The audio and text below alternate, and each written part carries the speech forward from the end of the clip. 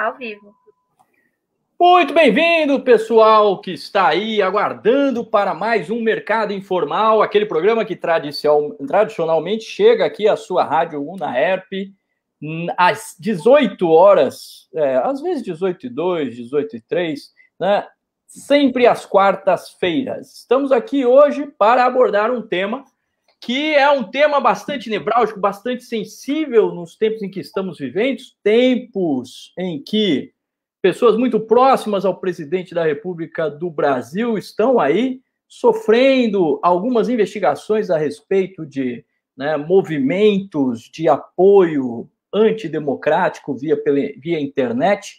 E para falar um pouquinho disso, que são as redes sociais e a crise da democracia, não só no Brasil, mas em âmbito mundial, nós temos aqui duas pessoas que versam muito bem sobre o assunto. O nosso primeiro convidado é o Pedro Messana Rocha, que é ex-aluno da Universidade de Ribeirão Preto e internacionalista. Hoje ele trabalha na área de fusões de empresas, principalmente na área de educação.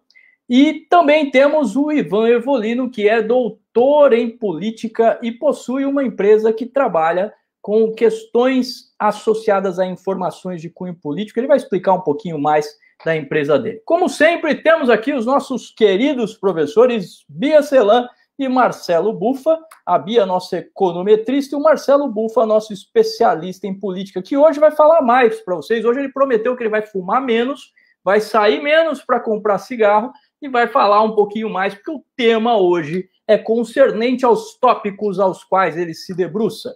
Na técnica, falando aqui com a gente, sempre com as suas opiniões bastante aguçadas, Isabela, que semana passada trouxe a mãe dela para falar aqui, não sei se vocês viram, a mãe dela fala e dá umas porradas de vez em quando. Olha só, o Bufa já foi comprar cigarro de novo, foi só falar. Isabela, então, está aqui com a gente novamente e vamos começar, então. Eu gostaria de pedir primeiro para o Pedro, para ele se apresentar, falar um pouquinho do que ele anda pesquisando, qual é a área que ele anda se debruçando mais. Pedro, boa tarde, boa noite. A gente não sabe se já está escuro aí do seu lado de Ribeirão Preto. Boa tarde, Christian. Boa tarde a todos que nos escutam aqui, aos colegas hoje presentes nessa mesa virtual. Só fazendo um adendo à minha apresentação, Christian, eu também sou mestrando no Programa de Relações Internacionais da Universidade de São Paulo, no Instituto IRI, lá no Butantã. Então, eu estou nessa área da academia ainda, né? Você está fazendo créditos ainda lá, Pedro? Eu já encerrei, estou fazendo até um crédito agora online aí na FE em Ribeirão Preto, só preciso qualificar agora e depois defender, né? Que ótimo. Mas o que eu venho estudando muito atualmente é o meu tema, que é a internacionalização de empresas, e é óbvio, como um bom internacionalista que eu busco ser, é estar inteirado do que está acontecendo no nosso país e principalmente no mundo, né? E o tema de hoje é um tema muito intrigante, instigante e que vai dar margem para a gente debater vários assuntos. E eu quero agradecer ao convite, eu me sinto muito honrado e muito feliz de estar na Unaerp novamente. Muito obrigado. E hoje todas as opiniões que eu vou dar para vocês, para todo mundo que nos acompanha, é de cunho pessoal, de cunho com horário de pesquisador. Muito obrigado. Perfeito, Pedro. Ivan, dá uma palhinha para a gente aí sobre o que você tem feito. Você fez doutorado na área de política, não é isso? E tem uma empresa que atua no setor. Conta um pouquinho da sua história para a gente. Bom, Christian, obrigado. Boa noite. Boa noite aos demais colegas. Marcelo, prazer estar de novo aqui conversando com você. Marcelo Buff é amigo de longa data. E estamos há bastante tempo aí, já há bastante tempo conversando sobre política. Eu sou formado em Ciências Sociais, com habilitação em Ciência Política pela Universidade Federal de São Carlos, mestrado e doutorado em Ciência Política, e desde 2015, 2016, eu achava que eu ia para a área acadêmica, mas acabei enxergando aí outras possibilidades e resolvi, o termo da moda, né? Resolvi empreender e abri uma empresa junto com mais dois sócios, um da área da computação e o outro engenheiro eletricista, né? Mas ele cuida mais da parte de negócio, chamada Sigalei, que é uma empresa que faz toda a parte de inteligência política para outras empresas, associações, ONGs, consultorias, né? E a ideia da Sigalei baseado em rotinas de extração automática de informações políticas, conseguir cruzar essas informações e dar insights para que essas outras instituições elas consigam tanto fazer a gestão do risco político, né, que envolve 99% das instituições, quanto também fazer com que elas consigam aproveitar janelas de oportunidade para ir lá e colocar a sua demanda e trazer a sua agenda para o debate, né? A gente costuma falar que a analogia à política é um metrô lotado, né? Não fica espaço, se você tira o pé, alguém coloca. Então, assim, o objetivo maior da Sigalei é permitir com que cada vez mais grupos consigam ter informação, que é uma informação muito volumosa, né? Estamos falando aí, somente no primeiro semestre, na esfera federal, algo em torno aí de 15 mil novas proposições. Então, é um volume muito grande de coisa para você ver o que pode te impactar ou não. Então, essas rotinas automáticas, elas ajudam, elas reduzem custo, para que cada vez mais essas instituições consigam entrar nesse jogo político, trazendo formulações de políticas públicas com qualidade, né? Que eu acho que esse é o grande objetivo da coisa. Permitir com que você consiga negociar com o tomador de decisão de uma maneira transparente e não que envolva, enfim, malas e demais acessórios. O senhor está contribuindo para descaracterizar a tradição da política brasileira. É isso que o senhor está fazendo, não é? Muito bem. Agora eu gostaria de já argumentar um pouquinho, só para recuperar a função desse programa, para a galera que está nos assistindo. Na verdade, a gente fala aqui de temas de natureza econômica, né? E que, de certa forma, impactarão a vida das pessoas a partir da economia. Mas, logicamente, que quando nós falamos em macroeconomia, existe uma perspectiva política que nos impacta diariamente em todas as nossas vidas. Quando nós vivenciamos situações como a da pandemia que estamos vivendo hoje, né? Inclusive, na próxima edição, acho que a gente vai todo mundo apresentar o programa de máscara para incentivar o uso de máscara, né? Porque tem um povo que não está usando aí. Aqui em Ribeirão, não sei se vocês estão sabendo, eles usam a máscara com o nariz para fora. Aqui. Olha lá. Isso aí, muito bem, Pedro. Mas, e aí? O que isso tem a ver com economia, decisões políticas? Tem muito, afinal de contas, o Estado, principalmente no Brasil, mas em muitos países do mundo, é o maior agente econômico daquela economia. Ainda que os mais liberais venham a dizer, não, precisamos reduzir a presença do Estado,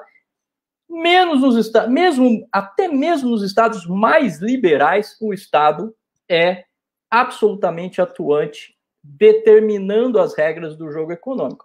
Então, não tem como falar de política, mas já que nós estamos falando de política, eu quero deixar claro que tudo que será dito aqui nesse programa é a opinião estrita dos nossos convidados e dos apresentadores, não tem nada a ver com a instituição que serve de host para este programa. Muito bem, já que eu dei esse ensejo do porquê da gente estar falando de política, vocês sabem que a política impacta a vida de vocês, eu já vou começar a falar de um drama aqui que está dentro daquilo que os nossos dois convidados estudam, que é o seguinte, acho que todo mundo ouviu falar da tal da Cambridge Analytica, né? Foi uma empresa que, de certa forma, se aproveitou de dados, de massas enormes de dados, de Big Data, né? Que é a quantidade enorme de dados oriundos do comportamento dos usuários de redes sociais e outros tipos de provedores de informação comportamental.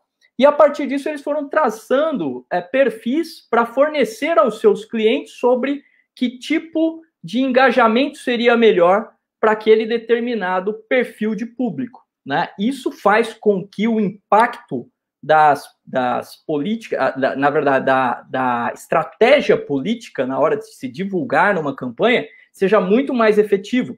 Além disso, a partir desses recursos de tecnologia da informação, foi possível também fazer o caminho contrário, ao invés de fazer o caminho analítico, fazer o caminho ativo, utilizando-se de uma comunicação nem sempre muito ética, a partir de novas redes sociais, como o próprio WhatsApp, que é uma rede menos controlada, digamos assim, afinal de contas a informação está toda encriptada, mas também pelas redes onde você tem ali um conteúdo evidente socialmente, né, como as redes, como Facebook e demais outras redes.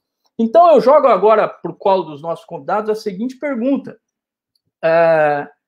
Aonde vai parar a democracia, como nós conhecíamos, em termos de conservação daquilo que são as reais percepções baseadas em fatos reais daqueles que efetivamente vão votar, num mundo onde a verdade é insólida? Nós estamos trabalhando mais com aquela questão das retóricas, com a questão das... né, como é que o pessoal costuma usar o termo agora? É da retórica mesmo, do histórico que é construído, nem sempre verdadeiro, e não com uma verdade legitimada por fatos, né? Como é que vocês veem isso? Para onde caminha a democracia? Pedro, se quiser começar, já que a gente abriu contigo. Tá ótimo, muito obrigado. Acho bem interessante a pergunta. Eu acho assim, até o tema, né, do debate é aquilo, crise da democracia. Eu vou trazer aqui o professor Dalari, que ele é lá do Instituto de Relações Internacionais e da Sanfran também, em São Paulo, da USP, que ele traz a ideia que hoje em dia não há uma crise da democracia, né? Contrariando aquilo que Paulo Freire diz, que a América Latina sempre corre o risco a democracia na América Latina. Eu acho que hoje a gente está vivendo uma crise na democracia, dada essa questão das redes sociais, que muitas vezes acabam gerando essa desinformação e a fake news, né? Que tem que se separar muito bem, né? Tem a nossa tia, então acho que todo mundo tem uma tia, uma pessoa que recebe o fake news, acredita, mas essa pessoa ela não é maldosa, né? Ela é apenas desinformada. Minha sogra e minha mãe, é igualzinho. Minha sogra e minha mãe sempre igual. Então, eu acredito que todo mundo tem alguém na família que passa por isso e a pessoa ela não está agindo de má fé ali, né? Mas eu penso que a questão hoje em dia, né, da Cambridge Analytica, ela consegue, nesse Big Data, trabalhar as pessoas que realmente não têm ali, não vou dizer um bom senso, mas são pessoas que acabam não tendo acesso à informação de qualidade. E aí que é a importância de trazer para o debate também como que os grandes jornais de circulação renomados vão ajudar a gente a enfrentar e fazer com que a democracia, né, com essa crise na democracia, sendo ela que vai resolver a própria crise dela, né? Porque eu acho que essa crise hoje na democracia foi causada aos governos que optaram pela corrupção, ao alto índice de desemprego que hoje já passou de 13 milhões, né? E aí a gente vê no mundo subindo aí correntes mais de direita, a gente fala, opa, a gente já está saindo da democracia, mas eu não vejo assim. Eu acho que é uma crise na democracia que é normal do sistema capitalista, eu acho, né? Depois para trazer outras coisas, outros elementos para o debate. Ivan, já fazendo um gancho na resposta, por acaso a sua empresa tem algum tipo de serviço como o da Cambridge Analytica? Estou pensando em me candidatar, de repente eu posso contratar aí, cara. Acho que é um filão de negócio. A Cambridge fechou em 2018, vocês sabem disso, né? Fechou e ninguém sabe onde está aqueles algoritmos lá. Tem um monte de gente querendo saber. Pois é, você eu imagino que é um deles, né? Diga aí. Não, eu não. O que você acha sobre esse tema? O que você acha sobre essa muvuca que está na nossa política em função das redes sociais, em função dessa desinformação para o nosso lado? Para o lado de lá tem muita informação abastecendo o que os caras vão fazer, né? Sim. Olha, eu acho assim, eu concordo com o Pedro, eu acho que a crise é na democracia, né? E eu acho que, sim, eu tenho uma visão um pouco, alguns dizem que é pessimista, mas eu acho que esse movimento, ele é um movimento que é igual uma catraca e ele só vai para frente, ele não tem como retroceder, né? E aí o que eu vejo, na verdade, sim, são duas coisas. A primeira delas é que a guerra de narrativa na política, ela sempre existiu, né? Como diria meu finado avô, existem 3 versões da história, a sua, a minha, a verdadeira, que é a que ninguém conta. Então, assim, trazendo isso para o debate político, o jogo de narrativa ele sempre existiu. O que a gente tem visto é que hoje o emprego de informação falsa, ela teve um boom gigantesco, né? Então, eu acho que isso é um ponto, né? Isso é um ponto que eu acho que as instituições elas vão precisar, de alguma maneira, reagir a isso, né? Que foi um resultado de um movimento que veio muito nessa esteira dessa revolução tecnológica e das possibilidades de inovação, né? Vários desses mecanismos de inovação, eles aproveitam e crescem num primeiro momento sempre em um vácuo onde não há algum tipo de regulamentação, né? Então é aquilo que a gente costuma dizer, não é que é ilegal, não é regulamentado, né? Então sempre, e a gente percebe que grandes empresas, elas crescem muito aí, até que chega um momento que o Estado regula, né? E o Estado, ele naturalmente, ele é um ente devagar, né? Porque ele precisa passar por várias deliberações em várias instâncias. Então, normalmente, quando ele decide regulamentar, normalmente o que a gente observa, o primeiro movimento é sempre proibir tudo e depois vai reabrindo e reorganizando conforme ele for entendendo que isso é possível ou não de ser feito, né? Mas enquanto ele não faz isso, existe aí esse gap que normalmente essas empresas, principalmente quando se trata de dados, né, elas surfaram, né, e elas começaram a extrair essas informações. Bom, e agora a gente tem marcos para regulamentação de uso de dados, e tudo isso como sendo uma resposta um pouco tardia, né? A Cambridge Analytica não surgiu em 2019, né? E assim como ela, devem existir outras que a gente ainda não sabe, mas que surfam nisso, assim. Então, eu acredito que essa crise é muito mais uma questão do Estado entender que ele vai precisar, não sei como, eu acho que isso aí fica para o gestor público, eu sou cientista político, graças a Deus, em pensar como é que o Estado ele reage a esse movimento, que é isso, ele só vai agora para frente, ele não vai mais para trás, ele não tem como frear esse movimento de inovação, frear esse movimento dessa disponibilização de tecnologia a rodo, né? Que tem coisas boas, mas também tem essas coisas que são bem ruins, e a gente se sente meio como um ratinho, assim, de laboratório, né? Vendo que, bom, essa propaganda é exatamente endereçada para mim e, poxa, não queria passar exatamente o que eu penso, o que eu acho, mas cada brincadeira dessa que você responde em redes sociais do seu... me diga aí 5 coisas que eu vou te dizer qual é o seu prato preferido. Tudo isso aí alimenta uma base que, enfim, pode ser utilizada para diversos fins. Então, eu acho que esse ponto é um ponto que a gente tem que olhar com atenção para a gente conseguir, de alguma maneira, avançar a democracia e melhorar esses modelos que a gente tem hoje de regulamentação com relação, principalmente, à tecnologia, né? Muito bem. Agora eu gostaria de provocar o nosso amigo Marcelo Bufa. Bufa, é o seguinte, você tem alguma ave exótica no quintal de sua casa? Você chega a acariciar, assim, o avestruz ou ema, você tem lá no quintal da sua casa? Possui? Não? Então, na minha casa aqui eu tenho um quintalzinho e eu tenho 2 jabuti, cara. Então nada que corra o risco de ser atacado por jabuti, entendeu? A não ser que eu fique deitado no chão, para eles vão lá dar uma cabeçada em mim. Mas eu não tenho esse tipo de animal violento como a ema, por exemplo. Pois é, o pessoal, um dos trend topics agora no Twitter é Força Ema também. Tava Força Covid, agora Força Ema, né? A coisa tá feia aí pro lado do presidente. Queria saber uma coisa de você, Bufa. Nós estamos assistindo aí um embate entre o STF e o atual governo, né?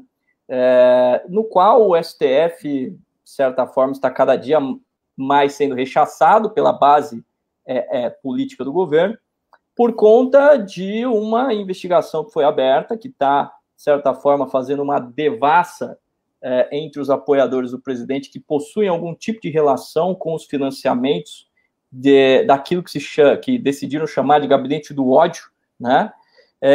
Eu queria entender de você até onde o cidadão brasileiro está vulnerável a esse tipo de manobra de modificação daquilo que o cidadão vem a entender como verdade. né, ou de implantação de uma mentira que eles passam a aceitar como verdade.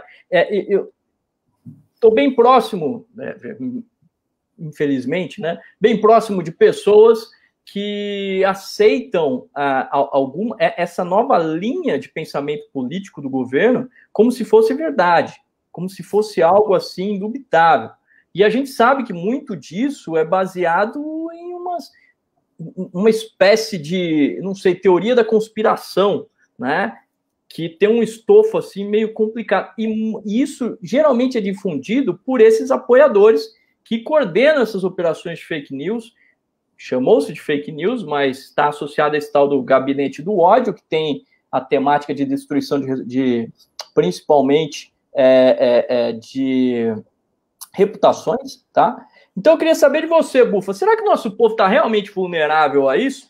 Será que o nosso povo realmente está iletrado a ponto de não conseguir discernir o que é verdade de algo absolutamente surreal, como algumas coisas que são veiculadas nessas mídias? Ou será que parte do nosso povo está com vergonha de falar, puta, fizemos algo errado? O que você acha? Cristian, eu vou pegar uma partezinha de cada um dos nossos convidados aí, do Pedro e do Ivan, para juntar duas coisas. O Pedro colocou a questão da vulnerabilidade do brasileiro com relação à desinformação. E o Ivan trouxe para nós aí a questão relacionada da regulamentação. Então você junta a regulamentação com a questão da desinformação geral do brasileiro, aí de fato a gente vai ter um caldo meio, né, que as coisas na verdade vão tender mesmo a fake news funcionarem como funcionou muito bem, eu entendo aí no caso para o governo Bolsonaro, tá? Mas é assim, vamos entender, cara, que isso não é um fenômeno, né, como a gente já falou aí, você começou falando, você mesmo da Cambridge, não é um fenômeno específico do Brasil, né? Você tem, por exemplo, um filósofo, né, sociólogo, John Thompson, ele já vinha falando, né, sobre a chamada política do escândalo, tá? Que vem junto com essa questão da internet, que é trazida aí a partir de você constituir fatos que são inverdades e todos os candidatos, para todos os lados, se atacam, né? Aí não tem nenhuma questão de ser direita, de esquerda, de centro. Tá? Você vai ter todas as ferramentas, os instrumentos, e aí vai a criatividade para você poder inventar história e estar difundindo isso. Então, eu acho que é o seguinte, com relação à desinformação que o Pedro falou, aí a gente depende de fato de ter um sistema de educação, de cultura que seja, vamos dizer, mais democrático, né? Com maior qualidade. Isso aí é um processo que a gente sabe que dura anos, talvez décadas. Agora, a questão de regulamentação, ela é fundamental. Só que nós vivemos né, é assim, pensar em regulamentação hoje, como o Ivan colocou, eu sinto mais ou menos aquele negócio que você está correndo para uma saída de encontro para um leão, entendeu? Porque a gente tem que regulamentar numa época que a tônica é desregulamentar, entendeu?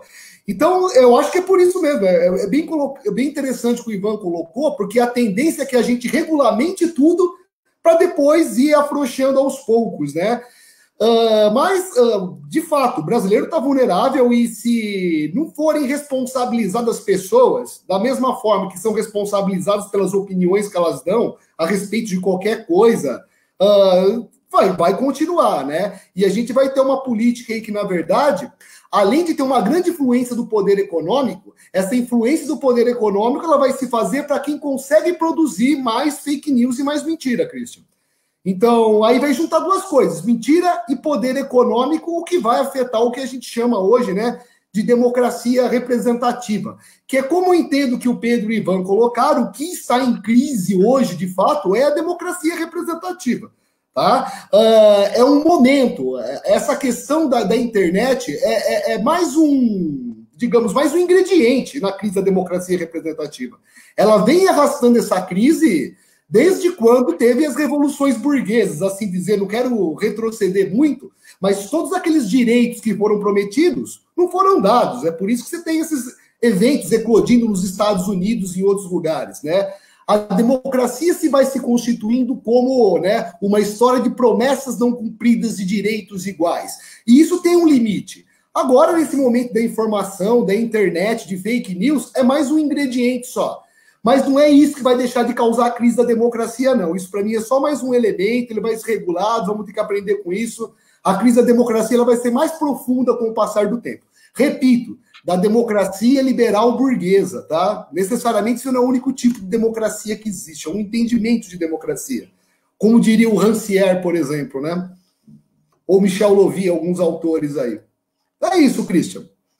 Pois é. É o seguinte, você tem alguma pergunta para fazer diretamente para os nossos convidados, Bufa? Porque eu acho que o senhor é o cara mais... na verdade, eu separei umas coisas aqui que eu queria aproveitar que eu tenho um especialista em ciência política aqui hoje. Eu separei uns twitters do Carlos Bolsonaro, que eu não consegui entender até hoje. E já que nós temos um especialista aqui, hoje o Ivan vai decifrar para a gente, afinal, sobre o que é que ele estava falando, né? Mas, Bufa, você tem alguma pergunta antes desse... Não, manda essas aí primeiro, depois eu lanço as perguntas para eles. Eu tenho algumas coisas a perguntar. Olha só que legal esse tweet aqui. Eu não sei se o Ivan viu, mas imagino que viu. É um cara antenado com essas coisas. Os calças apertadas querem meu pai desarmado e nu na savana do establishment. Enquanto hienas e abutres jogam cartas na mesa sórdida de um bumbum guloso qualquer. Tudo como previsto. Julguem com seus próprios meios. Não prevalecerão. Eu tenho uma pergunta para o Ivan. O que é isso, Ivan? O que ele está querendo nos dizer aí? Eu fugi dessa aula na graduação. Esse nível de abstração e interpretação realmente me falta. É surrealista na poesia, não é? Vocês estão vendo? É uma retórica poética, surrealista, eu percebo nisso, né? Mas muito surreal. Muito surreal. Tem outros aqui muito, muito interessantes, né? Esse outro aqui, por exemplo, quando a única coisa que lhe resta é o último suspiro de vida, surgem essas pérolas que mostram muito mais que palavras ao vento, mas algo que já acontece há muito. O quanto querer ser livre e independente parece ser a maior crueldade para alguns. Poema, poesia lírica, não é isso? Eu não entendi sobre o que ele está falando. Né? É um falar sem falar nada, né? Eu dei esse estofo todo para saber o seguinte. Não me parece... Aliás, parece para vocês? Para mim parece bastante. Não sei se parece para vocês. Que nós chegamos ao momento da personificação, ou melhor, né, da concretização de uma política daquela do Odorico Paraguaçu. Lembra desse personagem, Odorico Paraguaçu? Né? Onde você fala muito e não se fala nada, mas ao mesmo tempo parece que a massa que está lá presente aplaude, acha genial. E eu, sinceramente, eu não sei se é fruto de um academicismo típico dos professores universitários, do qual eu me tornei, mas eu não consigo entender nada do que está sendo dito, e eu imagino que o pessoal lá da base, quando eu pergunto para os meus amigos bolsonaristas o que você entendeu, cada um dá um parecer, uma viagem diferente e apoia veementemente. Onde está a razão? Onde está a lógica nisso? Que eu não estou conseguindo. Cristian, eu acho que, na verdade, a ideia é essa, né? É um texto tão aberto e tão que permite múltiplas interpretações. O importante é manter todo mundo entretido, eu acho. E eu parto de um pressuposto, assim, que tem colegas que discordam, mas eu acho, assim, que para você chegar na presidência da República, você pode ser qualquer coisa, menos burro, né? Porque é um jogo a ser jogado. E são estratégias e são opções, inclusive a política, o não fazer é uma opção, né? Você não ir, você não comparecer é uma opção, né? Então, assim, eu acho que essas coisas, e aí a gente entra nessa questão desses twitters, eu acho que é muito mais uma base que realmente não elegeu o presidente por conta de agenda, né? E eu acho que essas pessoas, elas precisam de alguma maneira se manter entretidas e eles precisam de alguma maneira se manter ligados à base que elegeu eles, né? Então, eu acho que isso é muito mais isso que você falou, cada um tem uma interpretação e eles mantêm essa interpretação e conversam entre eles e constroem aí algo dentro dessa miscelânea de palavras que às vezes eu tenho a impressão que é só um autocompletar da próxima palavra, assim, sabe? Vem aparecendo, você vem completando, assim. Veja, mas eu acho que é isso, assim, eu acho que não é burrice, cara. É de verdade, assim, eu acho que é isso. Para você ser presidente, você pode ser qualquer coisa menos burro. Do outro lado, eu não sei se eu vou concordar com essa sua afirmação, mas porque do outro lado, do lado oposto, né, que hoje é o mundo do PT, eu conheci muita gente, fui aluno de muita gente do PT, eu tive uma relação mais próxima com o Luiz Mercadante, conheci o que é dentro do partido, mas também tinha um esquema de narrativa ali que também era muito superficial. Quando você olhava, você ia querer entender. Você via que tinha uma teoria da conspiração também por trás, como se o capitalista, como se tivesse um grande encontro de capitalistas no final da noite para decidir como eles iam explorar o trabalhador no dia seguinte, como eles iam, né, matar as criancinhas, não sei, como se fosse isso. E a mesma retórica, a mesma narrativa é feita hoje pelo pessoal da ultradireita, que mostra lá, olha, não, existe um tal de Fórum de São Paulo e o pessoal é reunido com a Rússia e com a China e vão... Puta, Rússia nem sequer quer saber de comunismo, quer saber de manter os esqueminhas dele lá, do Putin, da turma que domina o país lá. Mas o estofo para essa galera continuar acreditando é essa teoria da conspiração, que já foi também pano de fundo para um PT mais raiz, né? Aquele PT mais vermelho sangue lá, né? Eu sinto muito como se fosse parece que os dois lados de uma mesma moeda, na minha opinião, né? Eu não sei se é exatamente... Tenho vários amigos de esquerda que vão me contestar também, mas eu queria saber você, Pedro, que é um cara mais equilibrado, o que você acha desse jogo de narrativas que ocorre na política? E o senhor, quando é obrigado a ouvir essas narrativas, o que você usa como modus operandi para não se contaminar com aquilo que não é verdade? Christian, eu acredito muito nessa questão, na linha do Ivan, né, que ele diz assim, o Bolsonaro, em toda essa confusão, né, que ele é esse ser totalmente, de manhã está falando uma coisa, tarde está falando outra, está fazendo ataques constantes à imprensa, parece que ele está perdido, né? E ainda quando você traz o filho dele, né, que, ao meu ver, esse cara é o cabeça lá do gabinete do ódio, ele faz isso pensando realmente como ele vai conseguir se manter ali nos holofotes, desviar o foco de uma agenda que está acontecendo no nosso país, que é uma agenda que está acabando com o nosso meio ambiente. A gente vê naquela reunião que aconteceu com os ministros, né? Que show de horrores foi aquilo. Então, eu acredito que todos esses twitters dele é exatamente para fazer a gente querer dessa maneira, mas o que esse cara está falando, né? O que ele quer dizer com isso, né? E é aquilo, você trouxe uma amostra sua. Se a gente pergunta para pessoas que ainda não apoiam o governo, cada um vai ter uma leitura, cada um vai ter uma compreensão, não tem um bom senso, né? Não tem uma linha que você consegue compreender realmente o que os caras lá em cima estão tentando passar para nós. Então, eu acho que o objetivo deles é criar essa grande confusão, né? E a questão desse maniqueísmo que ainda está no nosso país e que eu acho que vai durar ainda por muitos e muitos anos aí, né? Eu vejo dessa forma. E o que mais me intriga é igual a última pesquisa do Datafolha, se não me engano, o Bolsonaro ele estava com 44% de reprovação, né? Então a reprovação dele não para de crescer. Então, ao invés dos caras eles se organizarem para tentar entender, vamos tentar reverter, né? Não, eles estão, né, nessa questão, vamos tuitar, vamos atacar um, vamos atacar outro, abutres, quem são os abutres? Olha que termo chulo, na bunda gulosa, o que é isso? Sabe, isso desrespeita totalmente a liturgia do cargo que ele, como representante do povo, né, deveria estar seguindo. É um absurdo e é vergonhoso para nós como brasileiros, eu vejo, né? Por essa e outra que o pessoal lá na Câmara do Rio chama ele de Tonho da Lua. Não gosta muito, mas é o que chamam ele lá. Mas e aí, como é que você faz para se imunizar em relação todo esse fervor em torno dessa trupe?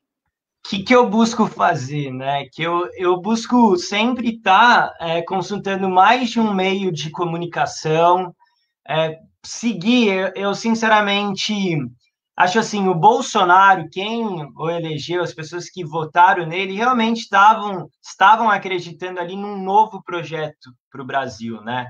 Só que esse novo projeto a gente vê que não está acontecendo, é mais do mesmo, infelizmente. E o que eu fico pensando, né? Enquanto a gente não buscar conversar com o tiozinho que olha, ou a tiazinha que olha o carro, com o tiozinho, a tiazinha que fica parado ali no semáforo pedindo uma moeda, vendendo a bala. Então, quando a gente não conversar e sair do ambiente da nossa casa para a comunidade, as coisas vão continuar do jeito que estão.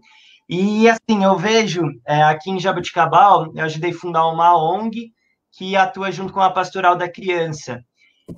As regiões que a gente atende aqui em Jaboticabal, essas regiões, historicamente, elas votavam em partidos de esquerda, mais de esquerda e centro-esquerda. Com o Bolsonaro, mudou totalmente, né? E eu vejo que esse pessoal, mesmo falando ali, não, eu não votei, da hora que você entra na casa dessa pessoa, ela votou. E por que eu falo que ela votou? Porque ali dentro da casa dela, você consegue ver muitos aspectos ligados a esse governo. E aí, onde que eu falo? Onde estão esses aspectos ligados a esse governo? SBT. Quais são as principais, eu te pergunto, quais são os principais meios de comunicação hoje, veículos de comunicação, que estão recebendo verba do governo federal?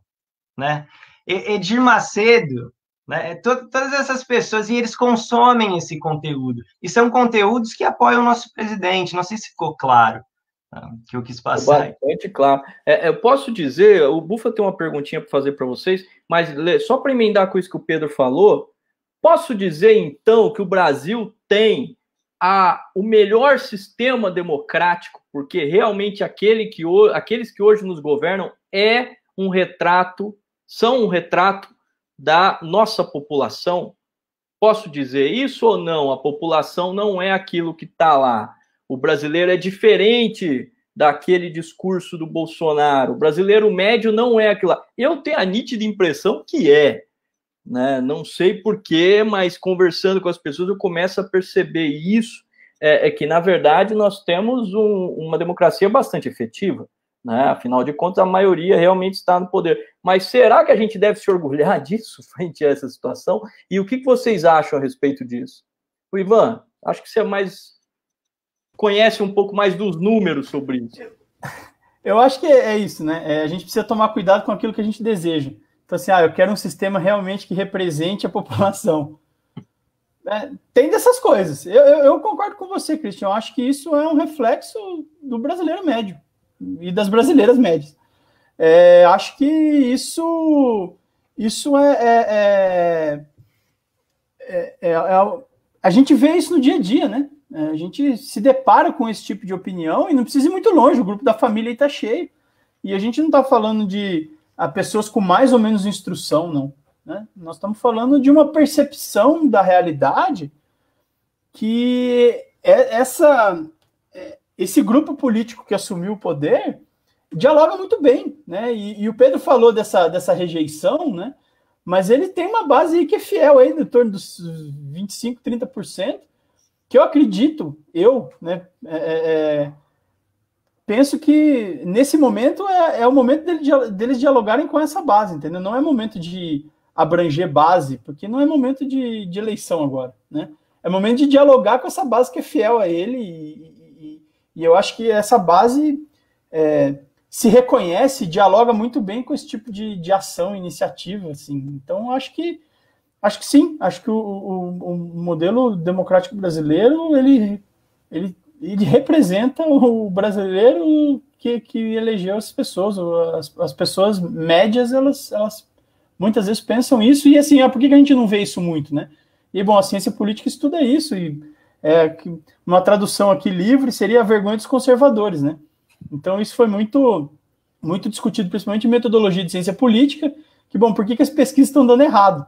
Né? Porque, inicialmente, eles aplicavam a pesquisa em grupos, assim, então chegava para você e perguntava quem que você vai votar, aqui no meio de todo mundo. Bom, você tem vergonha de falar que você vai votar no partido mais conservador. Então, você mentia, mas chegava lá na urna, você... É isso. Cravava o número e dava um tiro no confirma, né? Eu não gosto do meu amiguinho, né? Não gosto e esse fenômeno aparece na urna, não tem jeito. É isso aí. Bufa, o que você tem para perguntar para essa galera aí, Bufa?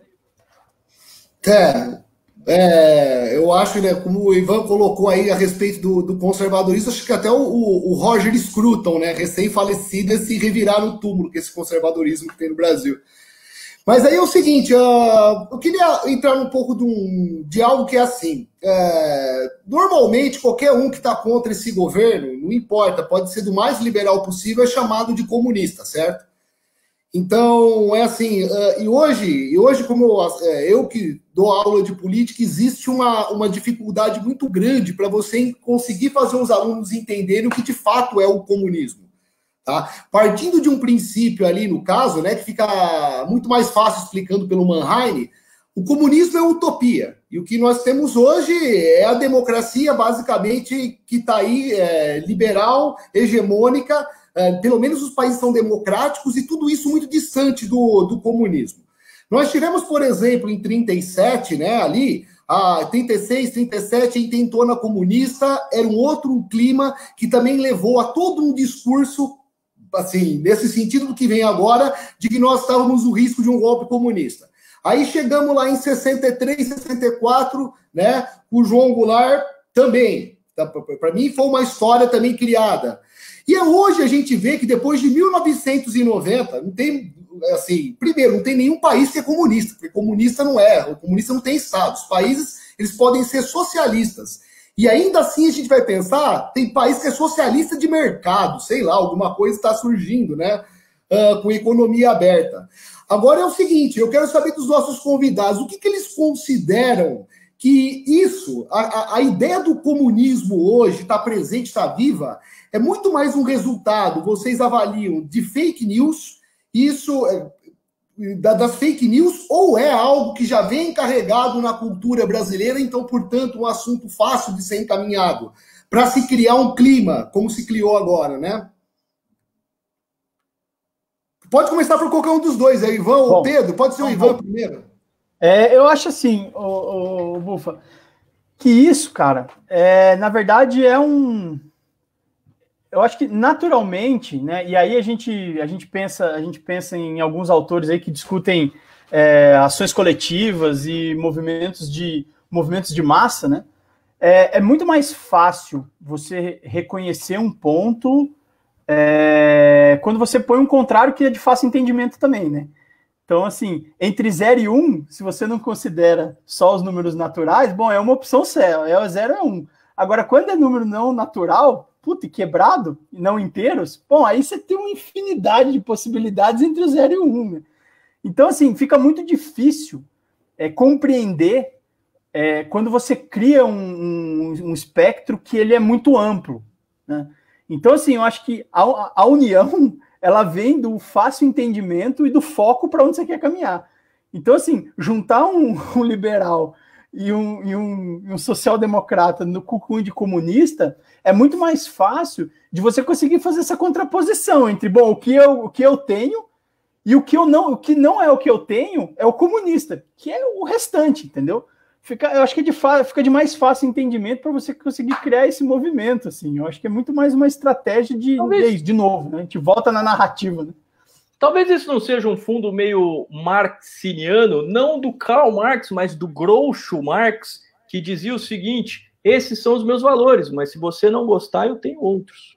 Não seria mais ou menos essa pegada, você jogar todo mundo, comunista, enquanto você se isenta de não ser nada. Você colocou todo mundo que é alguma coisa num balaio e você fica lá, né, de boa, com uma retórica inexistente baseada em contos de fadas, né, só para continuar mantendo o seu curral eleitoral aí. Não seria mais ou menos uma visão do Centrão?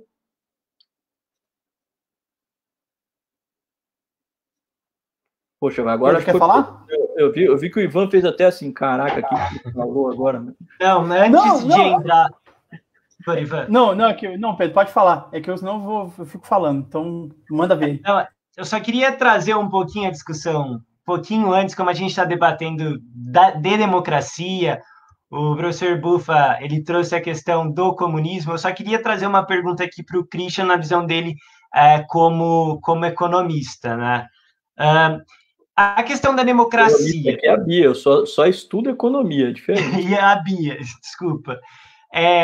Vocês pensam que a democracia, se a gente não tem uma economia, pensando na macro e na microeconomia, que no Brasil as coisas são tão desiguais, há uma desigualdade tão grande, e por que eu estou trazendo esse debate, trazendo essa pergunta? Que eu queria ouvir de vocês, economistas também, porque às vezes eu fico me indagando, se a gente para pensar em questões da terra no Brasil, da terra produtiva, 50% da terra produtiva está na mão de latifundiários. Se a gente vê o índice, a desigualdade no Brasil não para de crescer. Então, a democracia, né? Qual que é a nossa percepção da democracia? Né? E eu falo isso porque essa questão de colocar todo mundo como comunista, às vezes eu concordo que é uma jogada mesmo para tentar colocar todo mundo no mesmo balaio, mas às vezes discussões muito importantes deixam de acontecer para ficar nesse aspecto político e as mesmas pessoas sempre. Não sei se eu fui feliz aqui na minha colocação e na minha pergunta, mas não quero tirar da nossa discussão, obviamente. Você quer começar, Bia? Pode ser. Então, Pedro, quando a gente pensa assim nesses efeitos da política na economia, assim, elas vão caminhar juntas, sabe? E o que eu acho é que a gente tem uma população que não entende muito bem os conceitos econômicos. E por não entender, acaba acreditando naquilo que algumas pessoas acabam falando que deve ser verdade ou não em termos econômicos. E aí, elas, assim, as pessoas que eu conheço, elas acabam entendendo o ponto da democracia mais voltado para o padrão de vida delas. Então, enquanto o padrão de vida delas não tem nenhum problema, o país está sendo muito democrático. Mas a partir do momento que o padrão de vida delas se altera, ou que essa pessoa fica um pouco mais afetada pelos problemas de desigualdade social, ou outros tipos de problemas econômicos que a gente possa ter, aí e se você quer mudar algum tipo de status quo, alguma coisa assim, aí as pessoas elas acabam tendendo a também incluir nesse negócio assim, todo mundo é comunista, porque vai mudar meu status quo.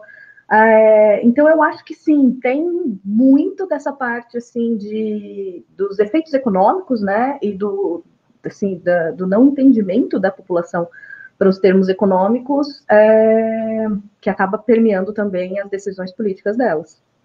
O que você acha, Cris?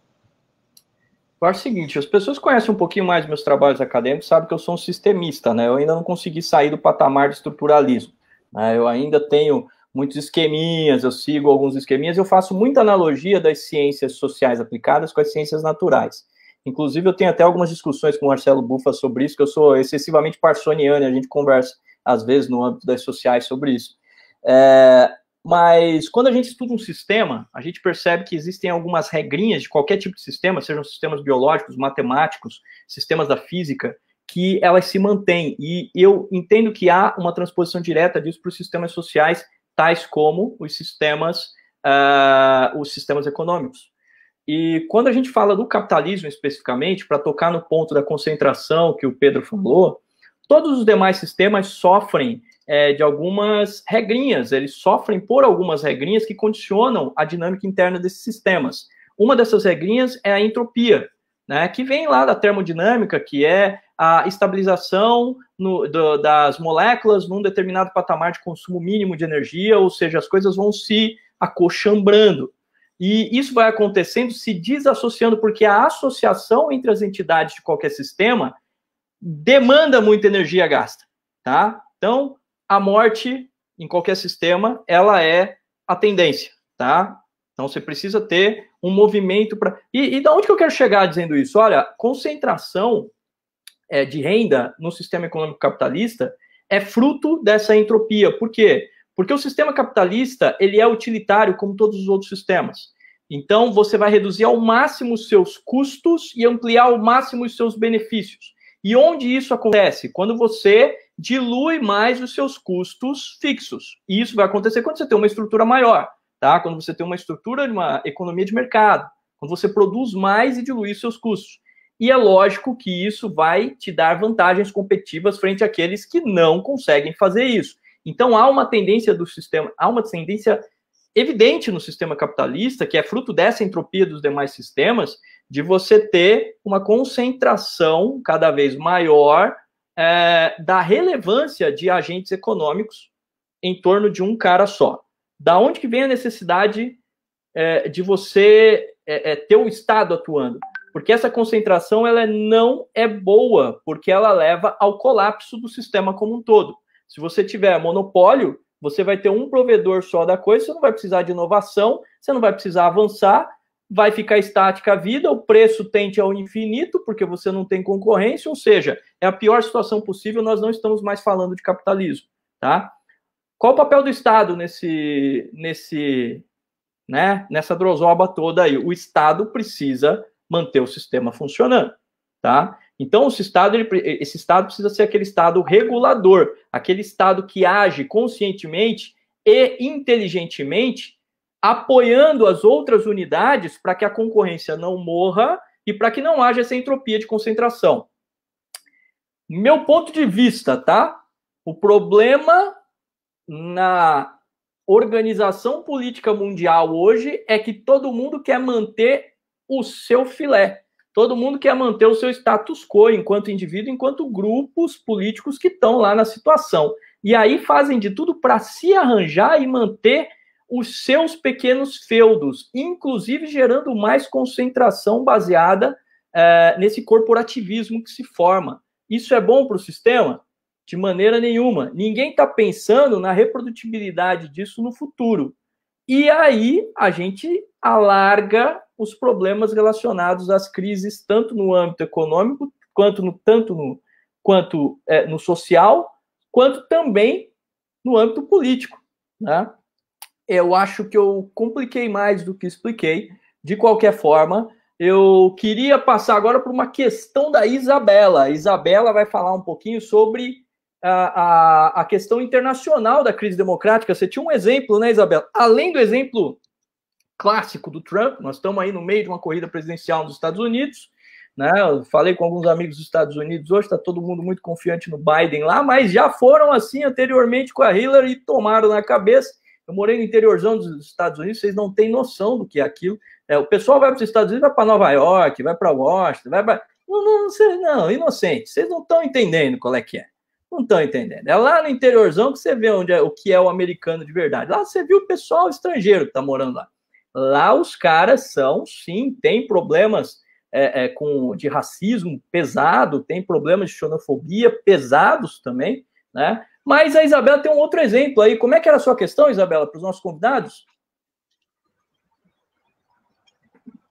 Então, eu ia puxar um pouco pro lado mais europeu da coisa, falando um pouco a respeito da Hungria, que eu acho que atualmente vive a crise democrática mais perigosa em comparação com outros países, por conta das manobras que o Orbán já vem fazendo há algum tempo. Isso não é uma coisa que está começando agora. E eu queria saber a opinião dos convidados a respeito dessa mensagem que a Hungria manda para a gente, especialmente considerando que já teve uma troca de elogios entre o Clã Bolsonaro e o Viktor Orbán, que inclusive foi um dos chefes de Estado que, se eu não me engano, chegou a comparecer na posse do Bolsonaro. E aí, galera, alguém versado nesse assunto? Vocês sabem que ele é um cara de ultra conservador, né? Se eu não me engano, no início da pandemia, né? Ele também teve esse negacionismo de toda a questão do coronavírus, dizia que era tranquilo, era só jogar um pouco de vodka na mão, beber 2 traguinhos por dia, que tudo ia ficar bem, que você ficava imune ao vírus. E essa questão da Hungria com o Orbán, hoje, lá no Estado, eles aprovaram algumas leis que acabam dando alguns poderes nesse estado de emergência para o Orbán. E aí preocupa muito a União Europeia, como a Isabela ela trouxe, nessa questão com os valores da União Europeia, né? Então, essa crise democrática que eles estão enfrentando, também eu acho que há diferentes variáveis, né? Que, se tratando ainda de democracia, o Ivan pode até aprofundar, que eu acredito que a democracia ela também vai depender muito do que cada estado entende do que é democracia, né?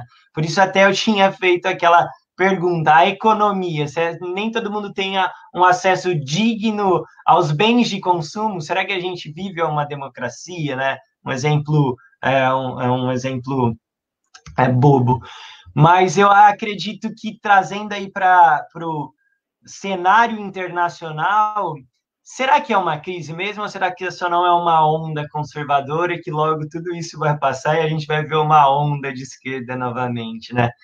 Então, eu vejo dessa forma. Você, Ivan. Ô, Isabela, eu acho que esse é um movimento que a gente tem observado. Bom, você citou aí muito bem o exemplo da Hungria, mas, bom, a gente tem Polônia agora, recentemente. A gente teve o partido da Angela Merkel se balançando lá na Alemanha. Bom, tivemos movimentos na Inglaterra. Eu acho que todo esse... Assim, normalmente, né, eu tô tentando dosar as palavras para não parecer muito polêmico, mas normalmente a impressão que eu tenho aí como Ivan, cidadão, tá? Não como cientista político, é que quando o problema é muito complexo, normalmente a extrema-direita vem sempre com uma solução que é muito fácil de ser compreendida, mas muito difícil de ser executada, né? Considerando a Europa, o que passou, bom, a questão de migração, que foi assim, assustador, caótico, muito triste, todos esses movimentos de Brexit, de rever os posicionamentos com relação a uma construção mais ampla e global da economia, da democracia, né, da política. Normalmente essa ultradireita, quando ela sempre chega com uma solução. Não, vamos fechar, vamos valorizar o que é nosso, nós primeiro, e vamos fazer o nosso parque industrial crescer, vamos valorizar nossa moeda. É sensacional e é de fácil compreensão. Agora, é aquilo, né? Na prática, a teoria é outra, né? Então, eu acho que esses movimentos, eles vêm num momento que pegam as pessoas muito confusas, né? E eles acabam conseguindo entrar com um discurso de fácil compreensão. E as pessoas que, eu acredito que nesses países, em qualquer um deles, em condições normais de temperatura e pressão, essas ideias não teriam aderência, né? Mas, e essas pessoas não se elegeriam com a maioria. Mas eu acho que é um discurso fácil de gestão. Apesar de ser muito difícil, muito polêmico e muito complicado, eles acabam conseguindo entrar nesses momentos de fragilidade da sociedade, né? E acabam se aproveitando disso e conseguindo colocar aí essas, não digo nem agenda, mas esses planos mirabolantes aí que dificilmente, acho que até vale um estudo isso, quanto que dessas agendas ultraconservadoras conseguiram ser de fato implementadas, porque hoje a gente vive um mundo muito globalizado, é difícil você falar, não, eu vou fechar, e tá bom, e aí, você não vai comprar da China? A gente tá vendo aí essas questões respiratórias, ninguém vai largar seu iPhone, né? Vai parar de usar o iPhone? Vai parar, vai fazer nacional? Beleza, vai fazer, quanto tempo demora para fazer isso? Nós estamos vendo aí, bom, a Poli hoje, numa super iniciativa, né, conseguiram aí colocar para os primeiros testes aí o respirador, né? Mas, pô, demorou, não foi assim uma semana, né? E é um respirador que, bom, tem várias limitações com relação à produção, não vai dar para, não é escalável no sentido, não, vamos inundar o Brasil com esses respiradores, né? Então, assim, eu acho que é um discurso muito fácil de falar, e falar todo mundo fala, né? Agora, a hora que vai pôr para rodar mesmo o negócio, é muito difícil, fica muito complicado. Agora, Ivan, aproveitando a sua presença aqui, cara, eu queria entender finalmente, porque é o seguinte, eu sempre me caracterizei como um cara muito liberal. E quando eu fui estudar o liberalismo, eu falei, pô, eu gostei disso aí, achei um negócio bacana, casa muito com as minhas ideias. Porque eu sou liberal na minha vida, sou liberal com a vida dos outros também, eu quero que se dane, faz o que quiser, como eu sou liberal também no âmbito econômico, mas sabendo da necessidade de existência de um Estado, afinal de contas, todo liberal que se preze sabe que se no Estado não ditar as regras, nós vamos cair para um caminho que não é muito viável em termos de sistema. Aí eu ouvi, né? Comecei a ouvir, principalmente quando eu comecei a seguir um pouquinho mais, tentar entender os partidos políticos brasileiros, uma coisa chamada conservadorismo liberal. E o conservadorismo liberal é algo que não entra na minha cabeça ainda, porque eu morei um tempo fora e eu vi os conservadores e eu vi os liberais. E eles eram quase que opostos pelo vértice em vários pensamentos, né? Então eu queria de você, o que é o conservadorismo liberal e pior, o conservadorismo liberal brasileiro, que já nasce uma jabuticaba, né? Cristian, eu acho que isso é bem aquele negócio, né?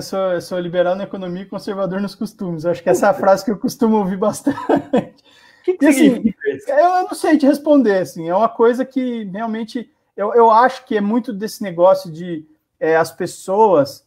elas sempre querem o bônus das coisas, mas elas nunca querem assumir o ônus das coisas, né? Então eu sempre vejo assim, tipo, Ivan, legal, pô, você resolveu abrir uma empresa, você faz seu próprio horário, pô, é verdade, mas normalmente o meu horário é das 7h30 das 8 às 9h30 da noite, né? Então assim, eu faço mais ou menos o meu horário.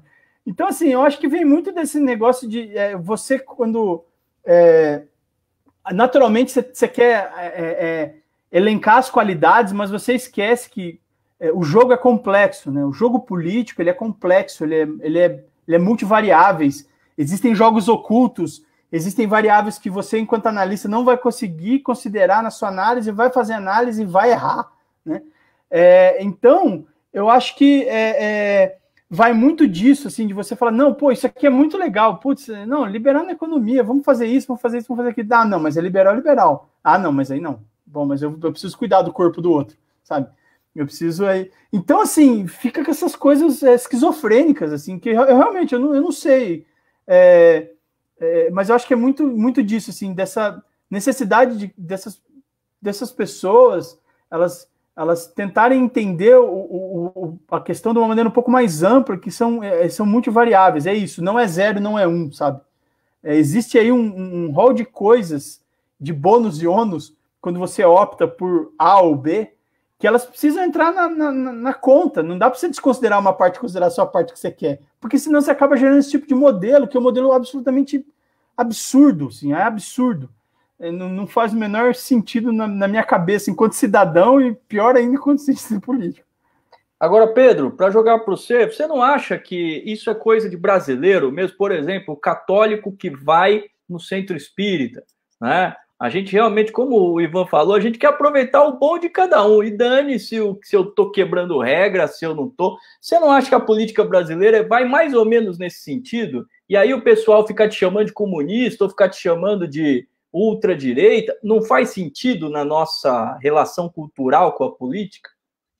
Eu acho que a política acabou, vou me apropriar aqui de um termo da sociologia, né?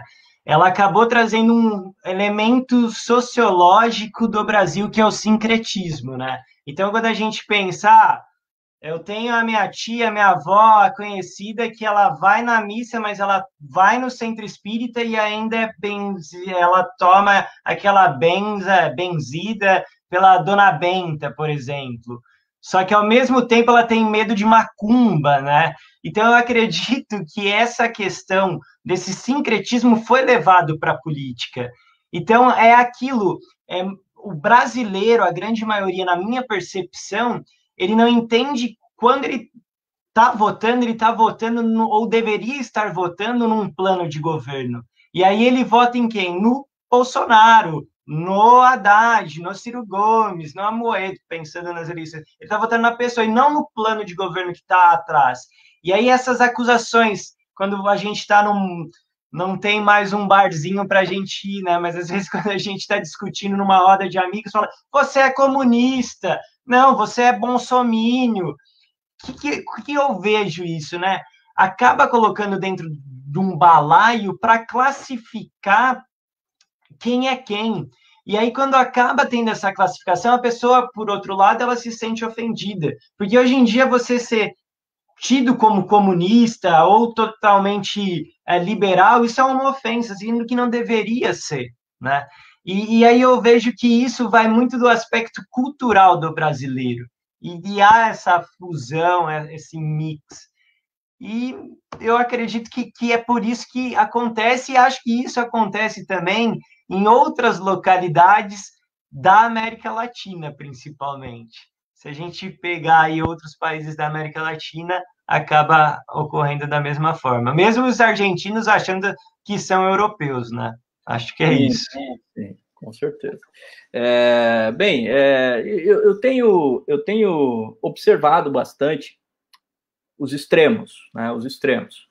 E me parece que a grande massa dos extremos, aquele pessoal que apoia a esquerda, a esquerda mais ferrenha, e o pessoal que apoia a direita mais extremista, né? Eles aguardam sempre instruções de seu centro de comando. Não sei se vocês já perceberam. Deu uma notícia ferrada que vai desestabilizar a estrutura da esquerda. Ninguém fala nada, ninguém sai nada. O pessoal da oposição sai batendo e as defesas não vêm até que alguém valida o instrumento de defesa e volta. A mesma coisa da direita. Prender o Queiroz. Ninguém se manifesta, fica aguardando que vai vir uma informação para se defender, enquanto o resto está batendo. E aí há uma manobra lá que tenta...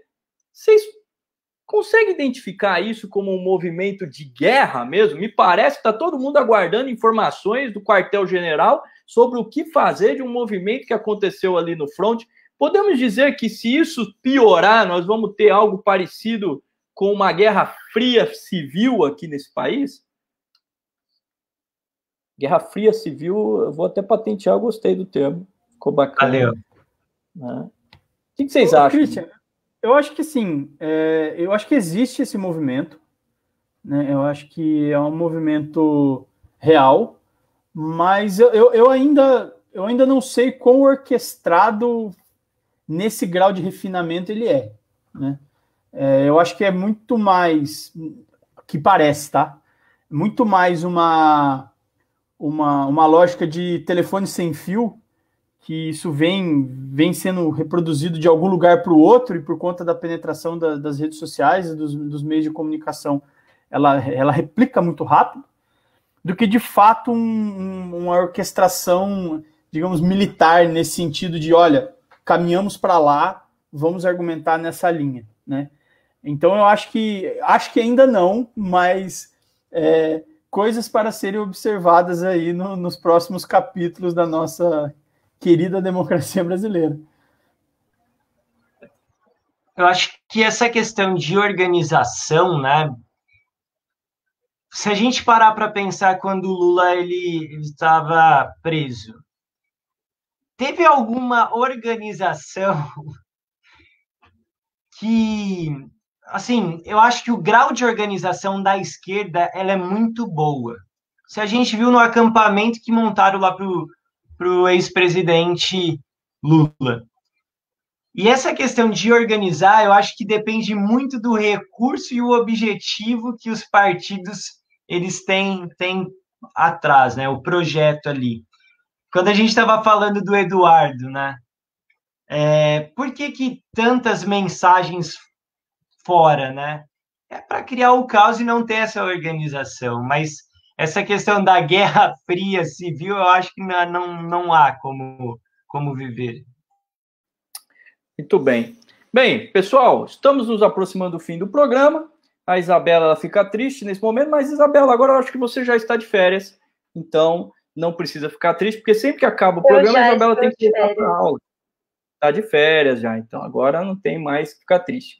É o seguinte, queria agradecer muito a presença do Pedro, agradecer muito a presença do Ivan. Saibam que eu vou convidá-los de novo, agora vocês vão ser sempre convidados para esse programa, de preferência quando alguém nesse governo fizer alguma caca muito grande, e a gente sabe que isso é redundante, vou chamar vocês gostam desses assuntos. O Pedro gosta bastante também de assuntos de internacionais. Aliás, programa que vem falaremos com expatriados. Quem puder, esteja ligado no mercado informal, que nós vamos conversar com 2 convidados expatriados, falaremos aí, ensinaremos o Rio das Pedras, para você que está, o caminho das pedras, para você que está muito descontente com a situação do Brasil, nós vamos mostrar o que acontece com a vida dos brasileiros que vão para o exterior, se fica melhor, se fica pior, como é que fica a vida das pessoas que tentam uma outra... Aliás, o Pedro também saiu do país, ficou um tempo estudando fora, não foi, Pedro?